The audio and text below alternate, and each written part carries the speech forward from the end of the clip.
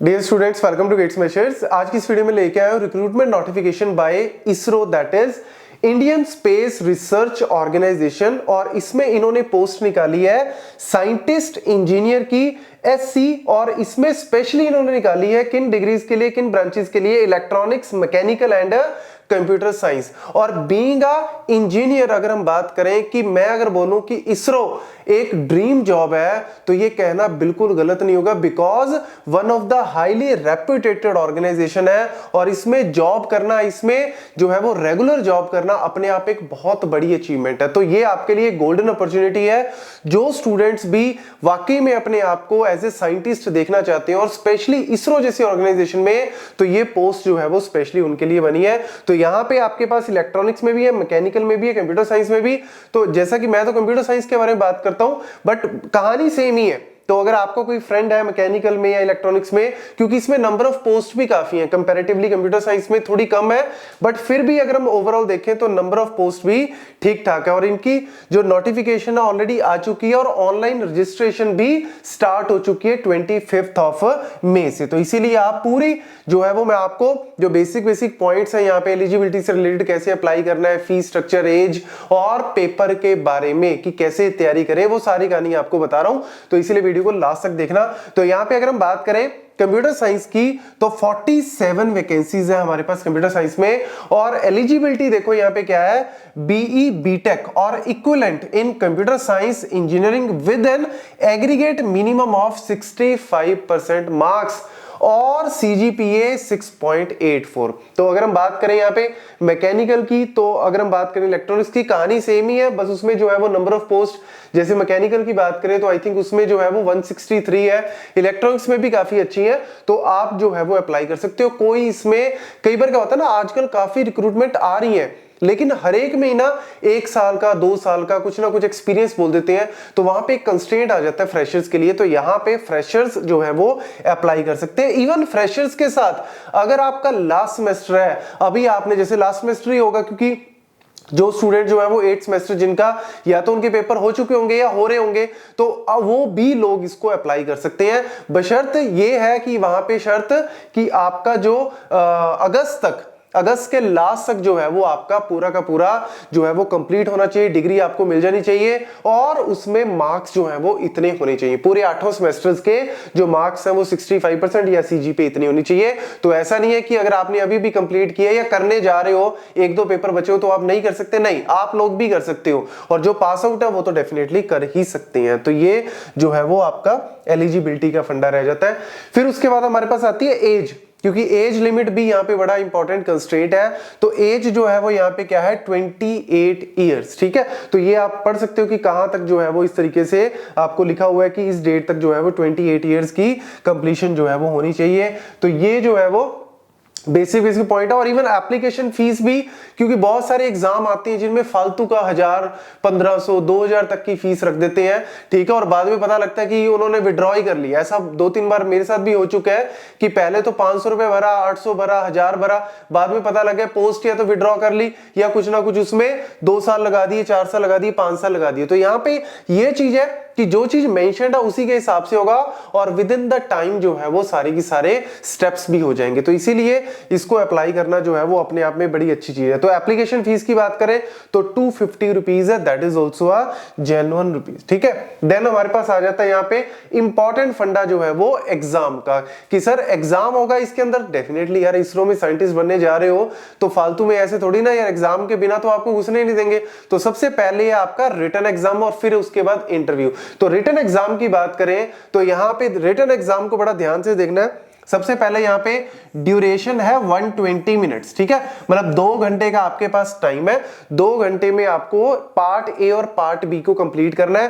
Part A और part B में है क्या, पार्ट ए में 80 क्वेश्चंस हैं कंप्यूटर्स के, मतलब मैकेनिकल के हैं तो मैकेनिकल के होंगे, इलेक्ट्रॉनिक्स के में इलेक्ट्रॉनिक्स के, कंप्यूटर साइंस में 80 क्वेश्चंस जो है वो आपके कंप्यूटर्स के आगे, जिसमें सारे कोर सब्जेक्ट्स आपके आ जाते हैं। जैसे गेट का जो एग्जाम होता है, जो उसमें कोर सब्जेक्ट्स होते हैं, चाहे डेटा स्ट्रक्चर ले लो, एल्गो ले लो, डिजिटल ले लो, कंप्यूटर ऑर्गेनाइजेशन ले लो, ऑपरेटिंग सिस्टम ले लो, डेटाबेस मैनेजमेंट सिस्टम ले लो, कंप्यूटर नेटवर्क्स ले लो, टीओसी हो गया, कंपाइलर हो गया, जो मेजर कोर्सेज है, जो मेजर है वही आपके सारे के सारे आते हैं। तो 80 क्वेश्चंस यहाँ पे आएंगे, हर एक क्वेश्चन 1 नंबर का है और 1/3 इसमें नेगेटिव मार्किंग है, तो मतलब 80 नंबर का हो गया कंप्यूटर।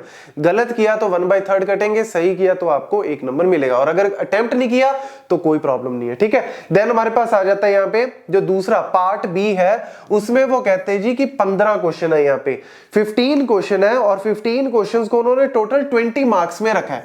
मतलब क्वेश्चन जो है वो 15 है, लेकिन जो है वो टोटल मार्क्स उसके क्या है 20, तो यानी टोटल जो है वो आपका 100 नंबर का पेपर हो गया। 95 क्वेश्चन हो गए, लेकिन 100 नंबर का पेपर है, 120 मिनट में आपको करना है। और इसमें एक चीज उन्होंने क्या रख दी कि ये जो 15 नंबर का पार्ट बी है, इसमें आएगा क्या, वही आपका एप्टीट्यूड हो गया, रीजनिंग हो गया, लॉजिकल रीजनिंग हो गया, न्यूमेरिकल रीजनिंग वाला फंडा आ जाता है। और इसमें जो है वो नेगेटिव मार्किंग नहीं है, मतलब इस वाले 15 में नेगेटिव मार्किंग नहीं है, तो आप अच्छे से अटेम्प्ट, लेकिन इंपॉर्टेंट है क्योंकि ये भी आपका सिलेक्शन में काउंट होगा, क्योंकि आपको पार्ट ए में भी मिनिमम 50% लाने हैं, पार्ट बी में भी मिनिमम 50%, मतलब इसमें मिनिमम 40 तो होने चाहिए। इसमें भी आप मान के चलो कि 20 नंबर का है तो मिनिमम 10 तो होने चाहिए। वो तो एक बेस हो गया, एक बेस लाइन होगी, ठीक है।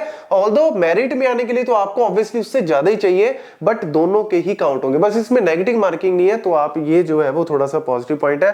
तो ये इंपॉर्टेंट कॉन्सेप्ट जो है वो याद रखना, क्योंकि इसी के बेसिस पे ही आप जो है वो तैयारी अच्छे से कर सकते हो, ठीक है।